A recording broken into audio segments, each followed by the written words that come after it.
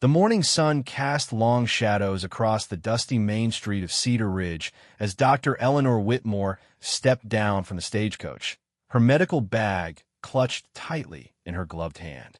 The town looked exactly as she had imagined from the letters: weathered wooden buildings, hitching posts lined with horses, and the constant smell of dust and leather hanging in the air.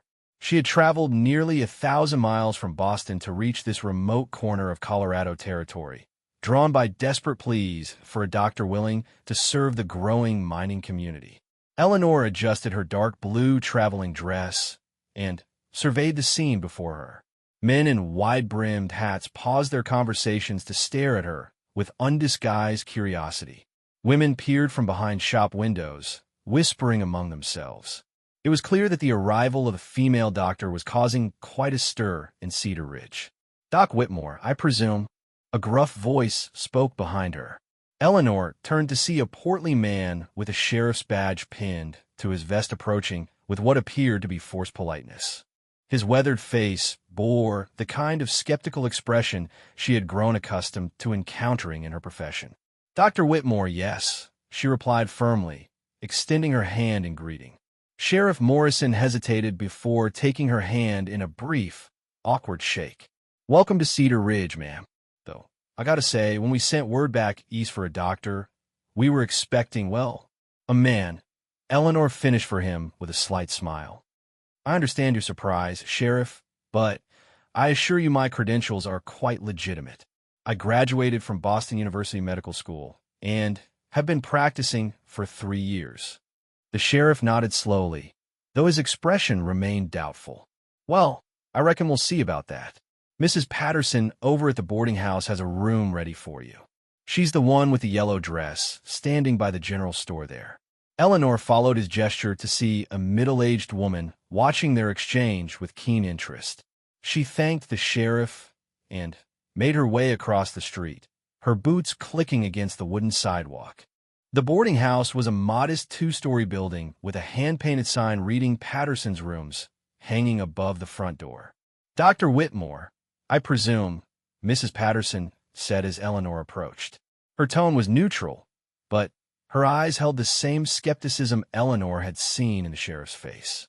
"I've prepared our best room for you, though I must say, we weren't expecting a lady doctor." "So I've gathered," Eleanor replied pleasantly. "I hope my presence won't cause too much of a disruption to your establishment." Mrs. Patterson led her inside and up a narrow staircase to a small but clean room overlooking the main street. "The room comes with meals, and there's a washstand with fresh water daily. The privy is out back. Now, I run a respectable house here, Dr. Whitmore, and I expect my guests to conduct themselves accordingly." Eleanor nodded her understanding and set her bag down on the simple wooden bed. Through the window, she could see the bustle of daily life in Cedar Ridge continuing below. Wagons loaded with supplies rumbled past. Miners with dirt-stained clothes made their way to the saloon, and children played in the street despite their mothers' calls to stay close to home. "Where might I find the previous doctor's office?" Eleanor asked as Mrs. Patterson prepared to leave. "Doc Henley's place is down at the end of Main Street, next to the barber shop. But I should warn you, ma'am, it's been empty for near 2 months since he passed. Might not be in the best condition for a lady." Eleanor thanked her and spent the next hour unpacking her few belongings and organizing her medical supplies. She had packed light for the journey, bringing only the essentials: surgical instruments, medications, bandages, and several medical texts. Everything else would need to be acquired locally or ordered from Denver. As the afternoon wore on, Eleanor decided to venture out and examine her new workplace. She walked down Main Street, noting the businesses that lined both sides: Murphy's General Store, the Frontier Saloon, a blacksmith shop, and various other establishments that serve the needs of a mining community. The air was filled with the sounds of hammering, conversation, and the occasional whinny of horses. Dr. Henley's former office was indeed in poor condition. The door hung slightly askew on its hinges, and dust covered every surface inside. The main room had clearly served as both waiting area and examination space, with a smaller back room that had been used for storage and more serious procedures. Eleanor spent several minutes assessing what would need to be cleaned, repaired, or replaced before she could begin seeing patients. Planning to set up shop? Are you? Eleanor turned to find a tall man standing in the doorway. He wore typical cowboy attire, leather chaps over dark pants, a worn shirt, and a hat that had seen better days. What struck her most, however, was his demeanor. Unlike the others she had met, he showed no surprise at finding a woman in the doctor's office. His gray eyes held intelligence, and something else she couldn't quite identify. "I am," she replied, straightening to her full height. "I am Dr. Eleanor Whitmore." "And you are?" "James McKenna," he said, touching the brim of his hat politely. "Most folks around here call me Mac. I run cattle on the range south of town." Eleanor studied him carefully. James McKenna was clearly different from the other men she had encountered since arriving in Cedar Ridge. His clothes, while practical, were clean and well-maintained. His speech was educated, lacking the rough dialect she had expected from a cowboy. Most notably, he treated her with the same respect he might show any professional colleague. "Are you in need of medical attention, Mr. McKenna?" Eleanor asked. A slight smile played at the corners of his mouth. "Not at the moment, thank you. I was actually coming to see if you might need assistance getting this place ready for patients. Word travels fast in a town this size, and I heard you'd be taking over Doc Henley's practice." Eleanor was taken aback by the offer. "That's very kind of you, but I couldn't impose on your time. Surely you have cattle to tend to." "My foreman can handle things for a few hours," James replied, stepping into the dusty office. "Besides, this town needs a doctor, and from what I can see, you're serious about making this work." There was something in his tone that made Eleanor pause. "You seem less surprised by my profession than others have been today." James removed his hat and ran a hand through his dark hair. "I spent some time back east before coming to Colorado. Met a few women doctors there. Good ones, too. I figure if you made it all the way out here, you must know what you're about." Eleanor felt a flutter of gratitude at his words. For the first time since arriving in Cedar Ridge, someone was judging her by her actions rather than her gender. "In that case, Mr. McKenna, I would welcome your assistance." They spent the remainder of the afternoon cleaning and organizing the office. James proved to be an efficient worker, sweeping out dust and debris while Eleanor sorted through the medical supplies Dr. Henley had left behind. Most were outdated or contaminated, but she found a few useful items among the collection. "Doc Henley was a good man," James said as he repaired the broken door hinge. "Came here about 10 years ago when the town was just getting started. He wasn't the most skilled doctor, but he cared about folks and did his best with what he had." "How did he die?" Eleanor asked while cleaning an examining table. "Heart gave out. He'd been complaining of chest pains for months, but being the only doctor for 50 miles, he kept working right up until the end. Found him here in the office one morning, slumped over his desk." Eleanor felt a pang of sadness for the man she had never met. It must have been difficult for the community, losing their only medical care. "More than you might think," James replied seriously. "We've had 3 deaths since Doc Henley passed, things that might have been prevented with proper medical attention. That's why folks are willing to give you a chance, even if some of them have doubts about having a woman doctor." As the sun began to set, painting the sky in shades of orange and purple, Eleanor and James finished their work. The office, while still modest, was now clean and functional. Eleanor had arranged her instruments and supplies in the back room, and James had repaired the most pressing maintenance issues. "I can't thank you enough for your help today," Eleanor said as they prepared to leave. "You've made this transition much easier than I expected." James replaced his hat and touched the brim politely. "My pleasure, Dr. Whitmore. If you need anything else as you get settled, don't hesitate to ask. I stop by town most days for supplies or business." Eleanor watched him walk away down Main Street, his confident stride carrying him quickly out of sight. There was something intriguing about James McKenna that she couldn't quite put her finger on. In a town where she had been met with skepticism and barely concealed doubt, His acceptance of her professional abilities stood out like a beacon. The next morning brought Eleanor's first patient, a young miner named Pete who had suffered a deep gash on his arm from pickaxe. Word had spread through the mining camps that the new doctor was open for business, and Pete had been volunteered by his fellow workers to test her skills. "Don't rightly know about this, ma'am," Pete said nervously as Eleanor examined his wound. "Never been treated by a lady doctor before." "I understand your concern," Eleanor replied calmly as she prepared to clean the wound.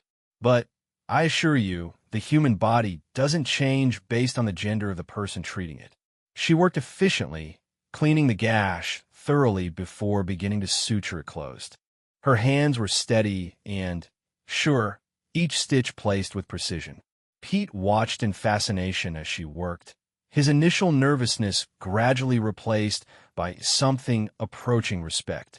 "That's mighty fine stitching, Doc," he admitted as Eleanor finished bandaging his arm. "Barely hurt at all. Keep the bandage clean and dry," Eleanor instructed. "Come back in a week so I can check for signs of infection and remove the stitches." Pete nodded eagerly and headed for the door, already rolling down his sleeve. Eleanor suspected that by evening, word of her competent treatment would have reached every mining camp in the area. Over the following days, a steady stream of patients began arriving at Eleanor's office.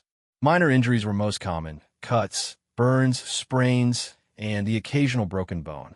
Each successful treatment seemed to build her reputation a little more, and she noticed the suspicious glances gradually being replaced by nods of acknowledgement when she walked down Main Street.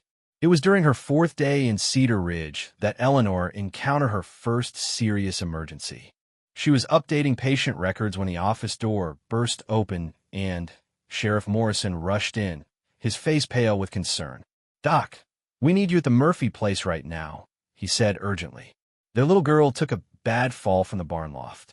Her pa thinks she might have broken her back." Eleanor grabbed her medical bag without hesitation and followed the sheriff out to his waiting horse. They rode hard through the dusty streets and out to a small homestead on the edge of town, where a crowd had gathered around the Murphy farmhouse. The scene that greeted Eleanor was heartbreaking. 8-year-old Sarah Murphy lay motionless on a makeshift stretcher, her face pale and her breathing shallow. Her parents hovered nearby, the mother weeping quietly while the father paced back and forth with barely controlled panic. "Please, Doc," Mrs. Murphy pleaded as Eleanor knelt beside her daughter. "Please tell me she's going to be all right." Eleanor began her examination carefully, checking for signs of spinal injury while assessing the child's other symptoms. Sarah was conscious but complained of severe pain in her back and numbness in her legs. It was exactly the kind of case that could make or break a doctor's reputation in a small community. "I need to examine her more thoroughly," Eleanor announced to the crowd. "Can someone help me move her inside to a better light?" Several men stepped forward, but it was James McKenna who took charge of organizing the transfer. Eleanor hadn't noticed his arrival, but she was grateful for his calm presence as he coordinated the careful movement of the injured child. Inside the Murphy house, Eleanor conducted a thorough examination while the family and neighbors waited anxiously outside. Her findings were troubling, but not hopeless. Sarah had suffered bruising to her spinal cord that was causing temporary paralysis, but there were no signs of permanent damage. "The good news is that I don't believe Sarah's spine is broken," Eleanor announced to the relieved parents. "However, she has suffered a significant injury that will require careful treatment and a long recovery." She spent the next hour explaining the treatment plan and teaching the Murphys how to care for their daughter during her recovery. It would be weeks before they would know if Sarah would regain full use of her legs, but Eleanor was cautiously optimistic. As she prepared to leave the Murphy homestead, James approached her quietly. "That was well done, Dr. Whitmore. Not every doctor would have been so thorough, especially with a child." Eleanor looked at him curiously. "You seem to have some knowledge of medical care, Mr. McKenna. Have you had training in that area?" For a moment, something flickered in James's eyes, a shadow of memory or perhaps regret. "I've seen my share of injuries over the years." You learn to recognize good doctoring when you see it. There was something in his tone that suggested there was more to the story, but Eleanor sensed this wasn't the time to press for details. Instead, she focused on the practical concerns of getting back to town and checking on her other patients. The successful treatment of Sarah Murphy marked a turning point in Eleanor's acceptance by the community. Word spread quickly that the lady doctor had handled a serious emergency with skill and compassion, and the flow of patients at her office increased significantly. Eleanor found herself treating everything from mining accidents to childhood illnesses to the various ailments that plague frontier life. She delivered babies, set broken bones, treated infections, and provided the kind of comprehensive medical care that Cedar Ridge hadn't seen since Dr. Henley's early years. Through it all, James McKenna remained a steady presence in her life. He continued to stop by the office regularly, sometimes to help with repairs or improvements, other times simply to check on how she was settling into the community. Eleanor found herself looking forward to their conversations, which ranged from practical matters to discussions of books, current events, and life on the frontier. "You're different from what I expected when I came here," Eleanor admitted one evening as they sat on the porch of her office, watching the sunset paint the mountains in brilliant colors. "How so?" James asked, leaning back in his chair. "Most of the cowboys I've encountered are, well, rougher around the edges. Less educated. You speak like someone who's had formal schooling, and you seem to know quite a bit about the world beyond Cedar Ridge." James was quiet for a long moment, his gaze fixed on the distant peaks. "We all have stories, Dr. Whitmore. Some of them we share, and some we keep to ourselves." Eleanor sensed there was pain behind his words, but she didn't push.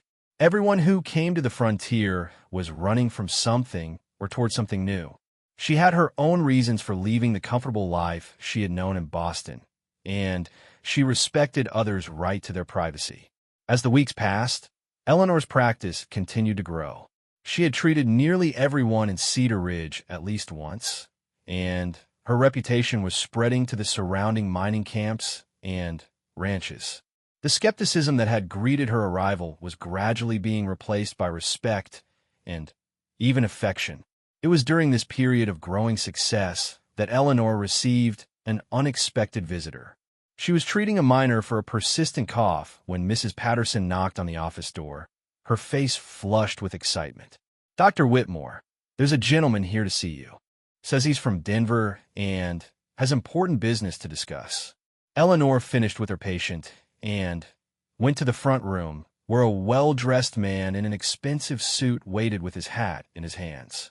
His appearance was so out of place in the rustic mining town that Eleanor immediately sensed trouble. "Dr. Whitmore, I presume," the man said with a slight bow. "My name is Charles Hartwell, and I represent certain medical and business interests in Denver." Eleanor studied him carefully.